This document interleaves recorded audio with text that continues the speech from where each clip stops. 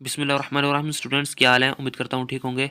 आज की इस वीडियो के अंदर हम work done by conservative field और ग्रेविटेशनल फील्ड के मतलब डिस्कस करेंगे। बेसिकली हमने कंजर्वेटिव फील्ड के अंदर जो वर्क किया होता है या ग्रेविटेशनल फील्ड के अंदर जो वर्क करना है उसको हमने फाइंड करना है। सबसे पहले हम ये देखेंगे कि ग्रेविटेशनल फील्ड बेसिकली होता क्या है। मिसाल के तौर पर हमारे पास ये अर्थ है, ठीक हो गया। ये अर्थ है और इस अर्थ की जो फील्ड होगी, यानी कि जहाँ तक इसकी कुव्वत कशिश होगी, उसे हम कहते हैं ग्रेविटेशनल फील्ड। मिसाल के तौर पर जिस तरह हम एक मकनातीस लेते हैं तो उसकी जो कशिश होती है, मिसाल के तौर पर ये मकनातीस है, इसकी जितनी भी कशिश होगी, कुव्वत कशिश, उसे हम कहते हैं मैग्नेटिक फील्ड। इसी तरह जो अर्थ होगी उसकी जो फील्ड होगी उसे हम कहते हैं ग्रेविटेशनल फील्ड। तो डेफिनेशन देखते हैं इसकी। The space around the earth in which gravitational force acts on a body is called gravitational field. ठीक हो गया। अब एक्सप्रेशन देखते हैं। मिसाल के तौर पर हमारे पास एक कंजर्वेटिव फील्ड है यहाँ पर, यानी कि क्लोज्ड पाथ है, जिसको हमने नाम दिया है ए का। मिसाल के तौर पर ये ए है, ये सी है, ये बी और ये डी। अब हमने किसी भी ऑब्जेक्ट को ए से एक ए पॉइंट से लेकर बी तक लेके जाना है, ठीक है। हमने ए पॉइंट से एक ऑब्जेक्ट लेना है और बी तक उसको पहुंचाना है, तो उसके ऊपर हमें कितना वर्क करना पड़ेगा। बेसिकली हमने यहाँ पर लेट कर लिया कि हमारे पास जाने के तीन रास्ते हैं। एक ए से बी डायरेक्ट रास्ता है, और एक रास्ता है हमारे पास ए डी बी, और एक दूसरा तीसरा रास्ता है ए सी और बी तक। ठीक हो गया।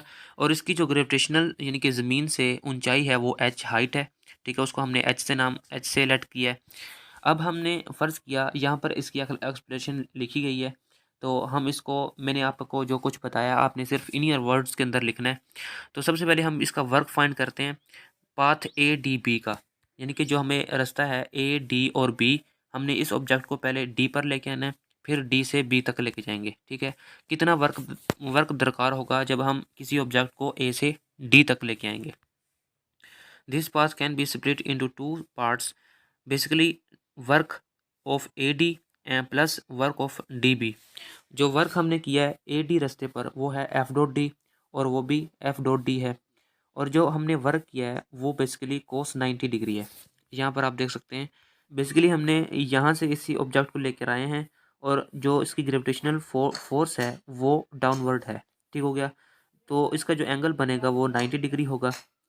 एम जी, यहाँ पर जो हम इसकी पोटेंशियल एनर्जी होगी वो एम जी एच होगी, ठीक हो गया। पोटेंशियल एनर्जी क्या होती है? एम मास, ग्रेविटेशनल फोर्स और उसकी हाइट, ठीक हो गया। यहाँ पर और ये होगा कोस, जो एंगल होगा थीटा, वो क्या था? 90 डिग्री। जब कोस 90 डिग्री पुट करेंगे तो क्या आंसर आएगा इसका? 0 डिग्री, ठीक हो गया। 0 प्लस एम जी कोस 180 डिग्री। अब इसका जो 180 डिग्री है वो ऐसे आया कि ये हमारे पास ग्रेविटेशनल फोर्स है, ये वाली ग्रेविटेशनल फोर्स है जो कि अपवर्ड है, और इसको हमने ऊपर की तरफ लेके जाना है, यानी कि ऑब्जेक्ट को हम जैसे ऊपर लेके गए तो ये एंगल बनेगा 180 डिग्री, ठीक हो गया।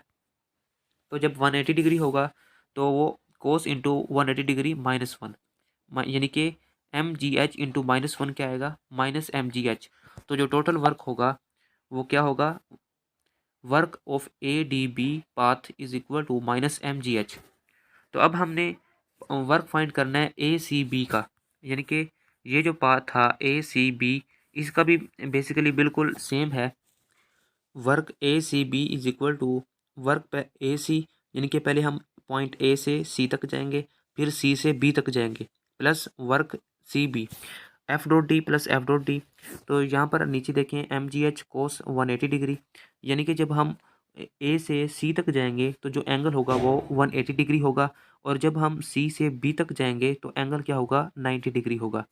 तो 180 डिग्री किसके इक्वल है? माइनस एम जी एच, यानी कि ये -1 के इक्वल था, माइनस एम जी एच होगा, और ये 0। तो इसका जब हम ऐड करेंगे तो क्या आएगा? Minus M G H. तो work of A C B क्या आया? Minus M G H. नीचे देखते हैं work done by path A B. तो जब हम डायरेक्ट पाथ मूव करेंगे यानी कि ए से बी तक जाएंगे, यहाँ पर आप देख सकते हैं पॉइंट ए से ये पॉइंट बी है, ये पॉइंट ए और ये पॉइंट बी। तो जैसे ही हम ऐसे इसे डायरेक्ट प्रूव करते हैं, तो जैसे ही हम ऊपर की तरफ जाएंगे, ठीक होगा, इसकी जो हाइट होगी वो एच होगी, और जो ग्रेविटेशनल होगी, यानी कि ये इसकी ग्रेविटेशनल फोर्स थी, और इसको जो हमने अपवर्ड मूव करवाया तो उसकी जो एंगल बनेगा वो 180 डिग्री होगा। और जैसे ही हमने इसको इस डायरेक्शन में मूव करवाया तो इसकी जो डायरेक्शन होगी वो ऐसे होगी, और इसकी जो ग्रेविटेशनल फोर्स होगी वो अपवर्ड होगी, ठीक है। तो हम इसको कह सकते हैं कि यहाँ पर जो एंगल होगा वो 90 डिग्री का होगा। तो इसका हमने इस पाथ को स्मॉल पार्ट्स के अंदर डिवाइड कर लेना है, ठीक है। तो हर पार्ट क्या होगा, del Y one, del Y two, इस तरह डेल वाई एन पार्ट्स होंगे इसके। तो माइनस एम जी, ये माइनस एम इसकी डायरेक्शन है, माइनस और एम मास है, जी ग्रेविटेशनल फोर्स है। तो यहाँ पर इसका जो टोटल वर्क होगा क्या होगा, the net amount of work done along A B path will be minus M G H as others. जिस तरह दूसरों के जो वर्क थे वो क्या थे, minus M G H. We conclude from the above discussion that the work done in gravitational field is independent of the path forward. ठीक हो गया, यानी कि जो इसका जो वर्क था क्लोज्ड पाथ का वो इंडिपेंडेंट है उस पाथ के ऊपर। तो यहाँ तक इसको एंड करते हैं। अगर आपको मेरी छोटी सी वीडियो अच्छी लगी हो तो मेरे चैनल को सब्सक्राइब करें और मेरी वीडियो को लाइक करें। Thanks for watching.